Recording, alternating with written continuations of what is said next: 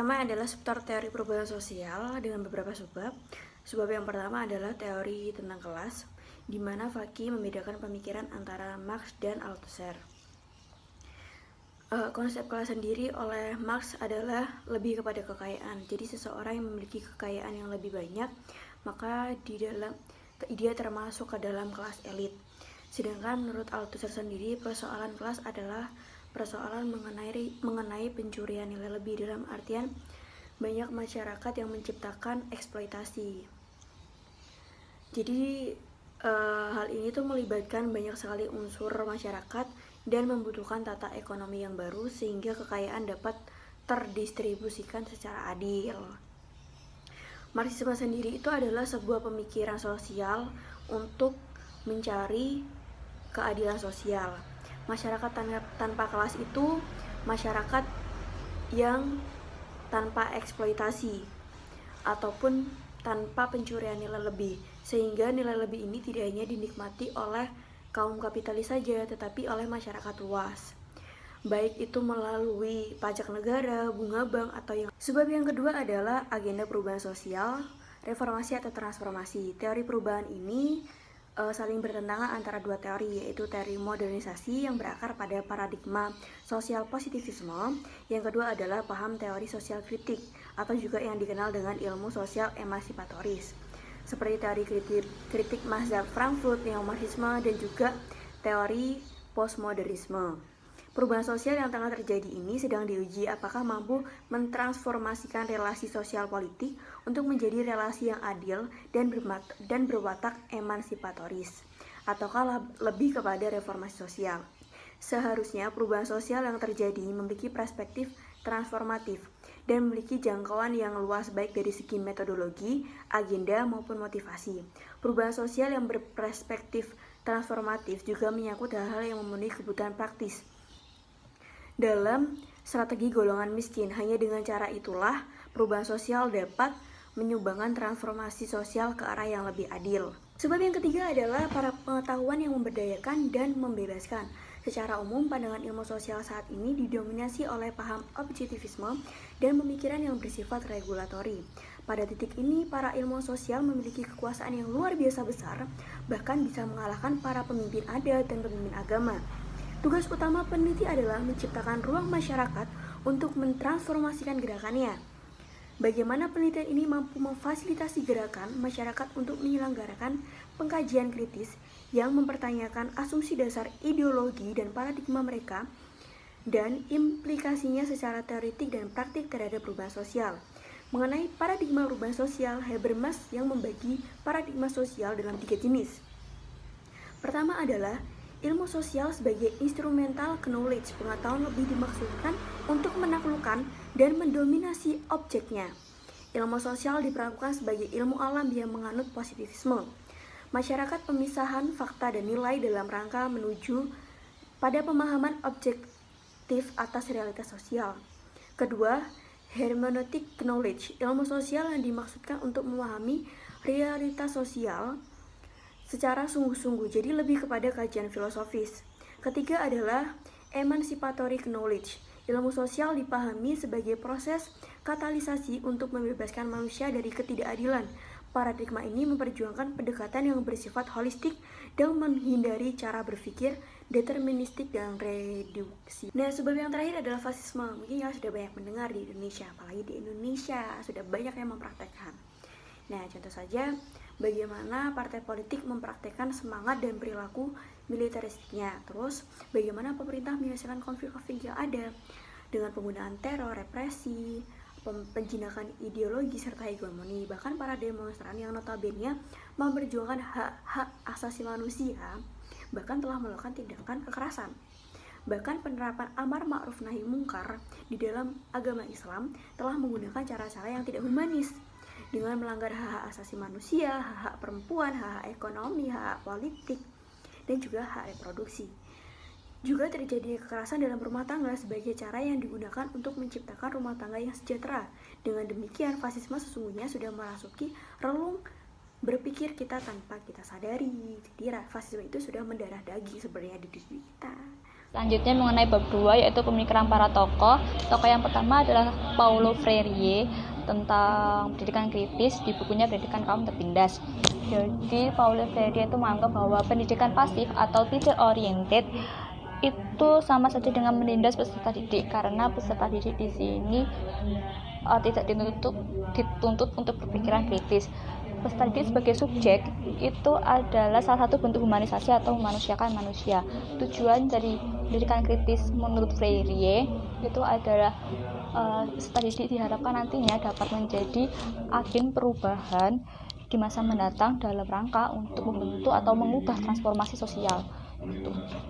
Intinya adalah dari teori Freire itu prakteknya itu dalam bentuk dialogis, jadi ada hubungan dialogis antara peserta didik juga pengajar, siswa lebih aktif dan siswa sebagai subjek, intinya seperti itu. Oke, yang kedua adalah teorinya Antonio Gramsci yaitu hegemoni. Analisis Gramsci membantu membuka dan menguatkan gerakan buruh sebagai gerakan civil society, juga sebaliknya. Jadi gerakan buruh itu dianggap nantinya itu bisa menjadi gerakan civil society atau bahkan gerakan yang dilakukan oleh negara. Terus menurut Gramsci, masyarakat berkembang secara linear, pertama adalah formasi sosial dan akumulasi primitif, lalu ke masyarakat feodal, lalu ke masyarakat kapitalis, karena ada eksploitasi yang menekan hingga akhirnya timbul revolusi buruh dan terciptalah masyarakat formasi sosialistik. Selain itu, Gramsci juga mengkritisi mengenai pendidikan dan ada kaitannya juga sama teorinya Freire tadi, bahwa pendidikan menurut Gramsci itu adalah aksi kultural civil society untuk membangkitkan kesadaran kritis terhadap sistem yang menyebabkan ketertindasan. Jadi civil society itu adalah salah satu cara, atau pendidikan kritis itu adalah salah satu cara untuk menciptakan kesadaran bagi masyarakat. Terus menurut Gramsci juga hegemoni itu jadi jika cara berpikir proletar itu telah meniru cara berpikir Bourdieu. Jadi kalau misalkan mereka para kaum proletar itu meniru cara berpikirnya Bourdieu, maka ya itu sama saja dengan tindakan hegemoni. Masyarakat sudah terhegemoni seperti itu. Civil society itu adalah gerakan kontra pada diskursus warga tentang diskursus dominan seperti globalisasi. Jadi kalau misalkan masyarakat itu melakukan tindakan dominan, civil society itu adalah tolak belakang dari diskursus dominan atau tindakan dominan yang dilakukan oleh masyarakat, seperti itu. Dan jalan keluarnya adalah mulai pendidikan kritis dan akhirnya akan menghasilkan demokratisasi. Selanjutnya tokoh yang ketiga yaitu Muammar Gaddafi, salah satu tokoh revolusi Libya. Tokoh ini tuh memahami sosialisme itu berdasarkan interpretasi sejarah dan teologi Islam secara sosialistik, sehingga sistem sosialismenya itu dibangun berdasarkan pandangan sosialistik.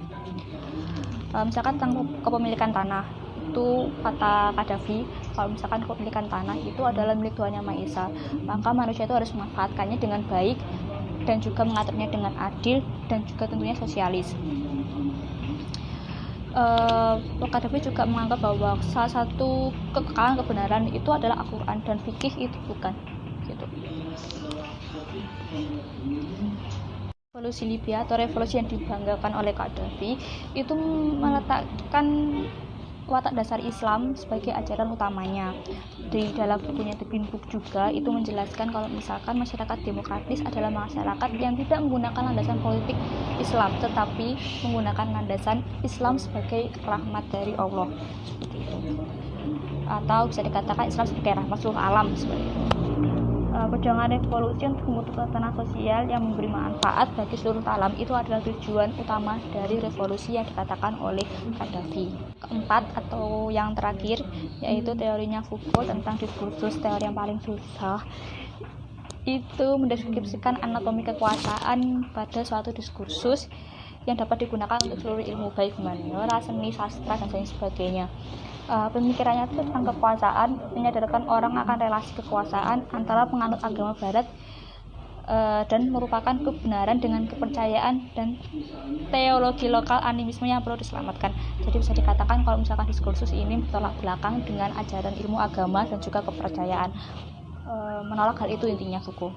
Membawa pengaruh pada ilmu sosial untuk mendorong pemberdayaan rakyat lokal yang ditentukan melalui hegemoni pengetahuan positifis. Jadi pengetahuan positifis yang ada di masyarakat itu dalam bentuk agama, kepercayaan dan sebagainya itu menurut Foucault adalah salah satu bentuk hegemoni.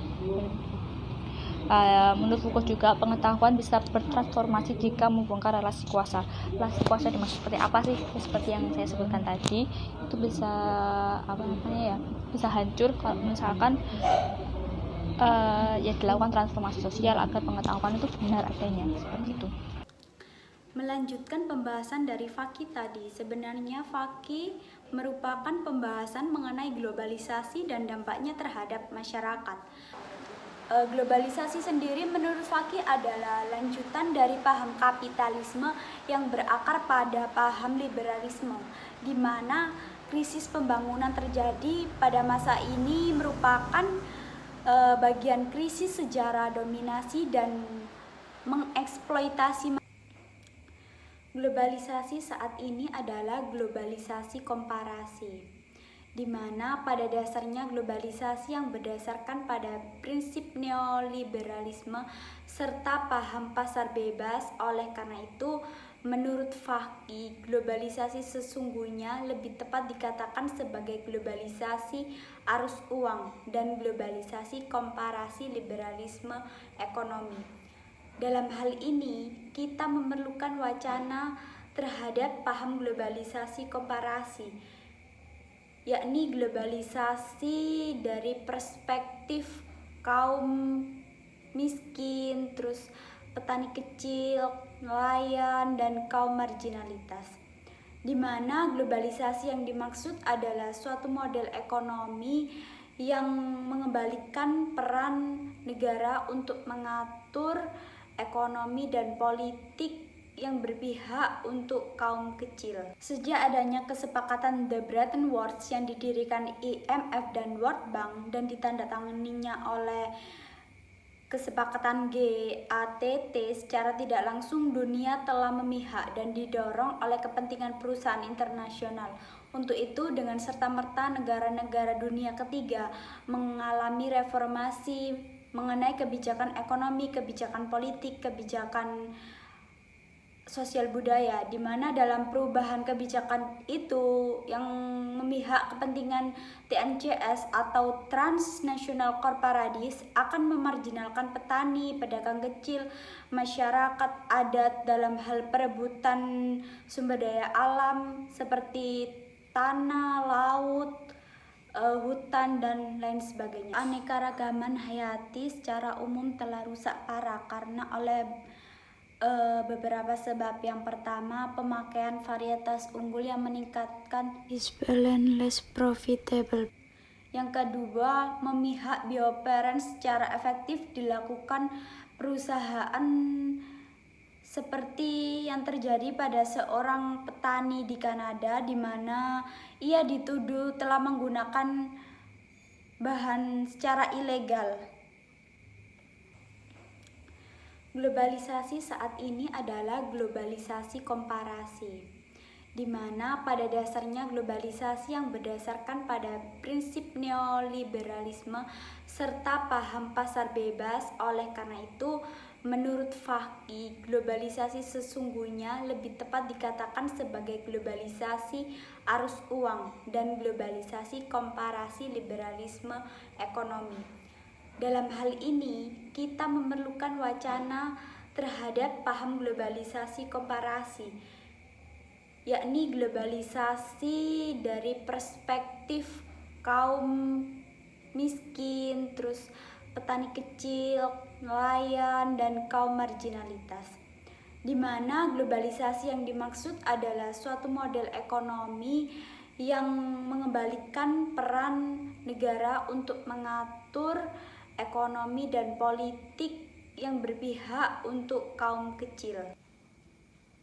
Menghadapi tantangan globalisasi saat ini, Faki menengok sejarah lahirnya Islam di tengah elit Quraisy, di mana pada saat itu Islam merupakan gerakan spiritual, moral, budaya, politik, serta sistem ekonomi alternatif.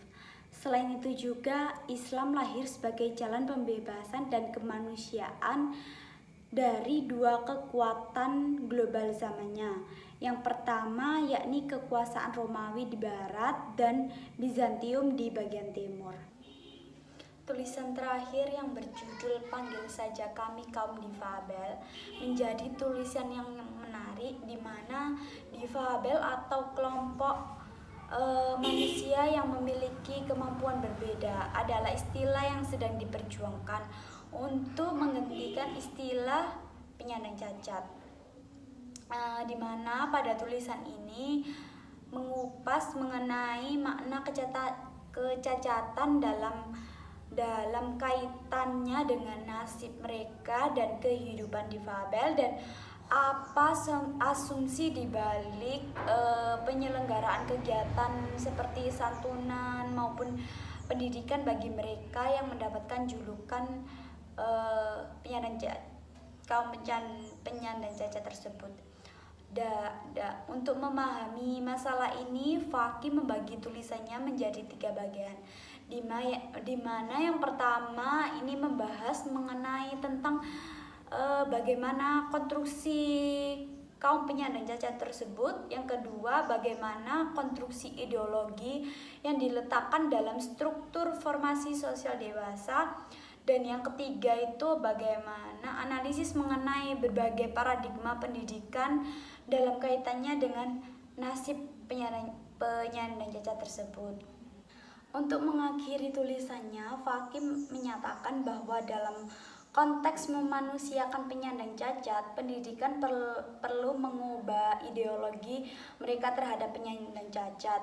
Demikian akhir dari keseluruhan kumpulan tulisan dalam buku ini. Bidang bahasanya memang berbeda-beda, tetapi kita dapat menarik benang merah dari apa yang ingin disampaikan oleh Faki ini, di mana Faki ingin membuka ruang kritis dan perenungan yang dalam bagi kita semua mengenai permasalahan yang tengah terjadi di Indonesia, bahwa segala yang terjadi merupakan sebuah konstruksi dan sebuah kekuatan yang perlu diwaspadai.